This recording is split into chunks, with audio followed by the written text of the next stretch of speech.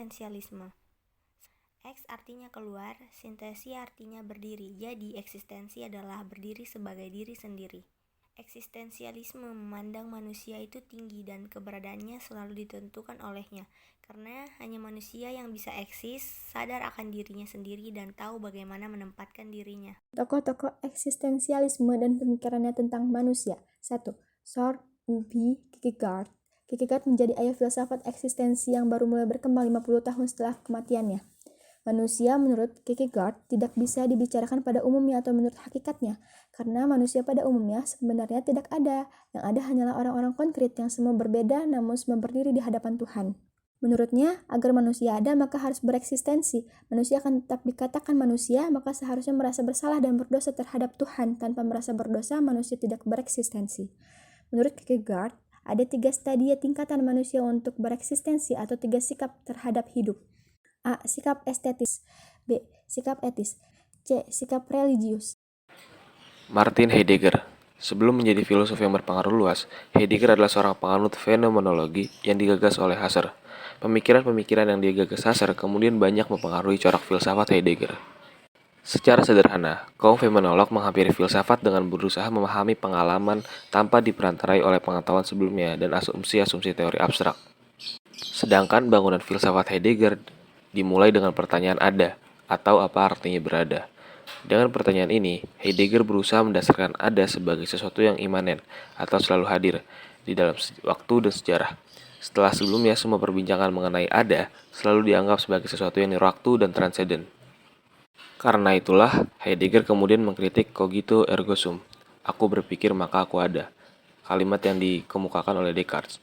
Menurut Heidegger, pernyataan terkenal filsuf modern Eropa pertama tersebut terlalu menekankan pada aku berpikir, dan lupa bahwa seharusnya aku ada terlebih dahulu, barulah kemudian aku bisa berpikir. Lalu tokoh selanjutnya adalah Karl Jaspers. Karl Theodor Jaspers merupakan seorang filsuf eksistensialis yang berasal dari Jerman. Seperti para eksistensialis lain yang berfokus pada persoalan eksistensi manusia, pemikiran filsafat Jaspers ini berakar kuat kepada Kierkegaard dan juga dipengaruhi dengan para filsuf lain seperti Plotinus, Spinoza, Kant, Schelling, dan Nietzsche.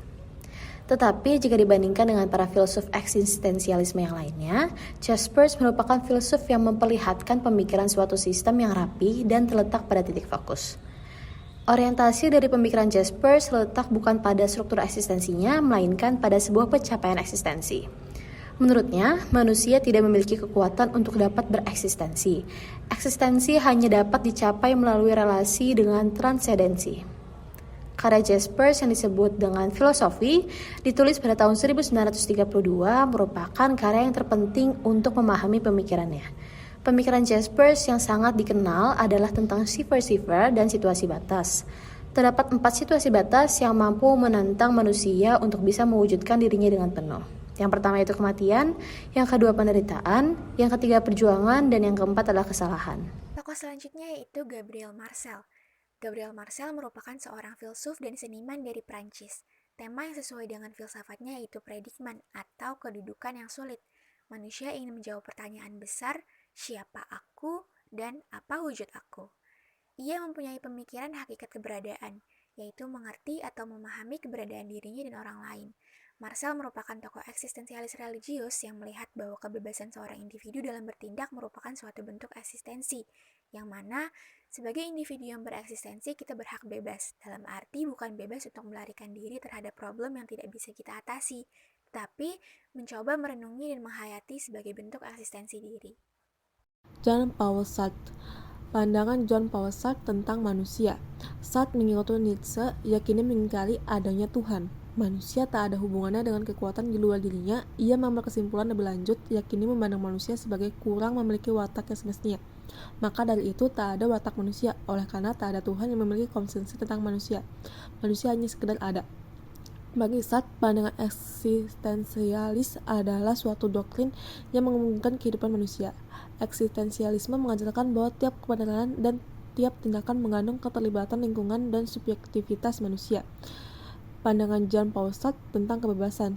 Sartre mendefinisikan manusia sebagai kebebasan. Sartre memberikan perumusan bahwa pada manusia itu eksistensi mendahului esensi. Maksudnya setelah manusia mati, baru dapat diuraikan ciri-ciri seseorang.